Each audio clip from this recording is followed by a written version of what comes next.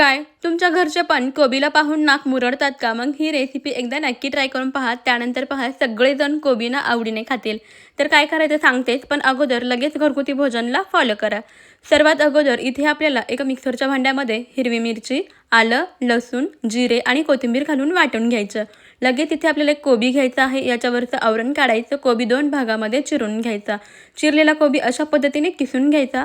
आता या कोबीमध्ये आपल्याला 1 वाटी ज्वारीचे पीठ घालायचं, तयार केलेलं वाटण घालायचं, हळद, लाल तिखट, सोबतच चवीनुसार मीठ घालायचं, ओवा घालायचा, 2 चमचे पांढरे तीळ घालायचे, अर्धी वाटी बेसन पीठ, पाव वाटी तांदळाचं पीठ घालून छान व्यवस्थित एकजीव असं मिक्स करून घ्यायचं. त्यानंतर यामध्ये पाणी घालून याचं घट्टसर असं पीठ मळून घ्यायचं. आता याचे 2 गोळे बनवून घ्यायचे अशा पद्धतीचे. आता लगेच आपल्याला एक प्रकारचे स्टीमचे चाळणे घ्यायचे आहे. याला थोडंसं तेल लावून घ्यायचं. हे गोळे ठेवायचे. कढईमध्ये पाणी गरम करून हे गोळे त्यावरती ठेवून वाफवून घ्यायचे. 15-20 मिनटं वाफवून घेतलं. आता थंड झालं की याला चिरून घ्यायचं आहे.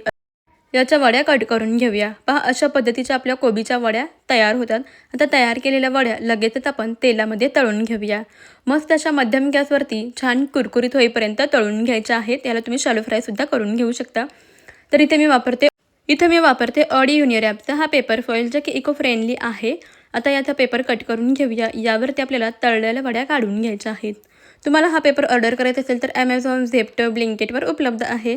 मस्त अशा खमंग कुरकुरीत आपल्या कोबीच्या वड्या तयार झालेल्या आहेत. तुम्ही सुद्धा अशा पद्धतीने कोबीच्या वड्या नक्की बनवून पहा. तुम्हाला आपली आजची ही रेसिपी कशी वाटली कमेंटमध्ये नक्की कळवा आणि आवडली असेल तर घरगुती भोजनला नक्की फॉलो करा. चला बाय बाय.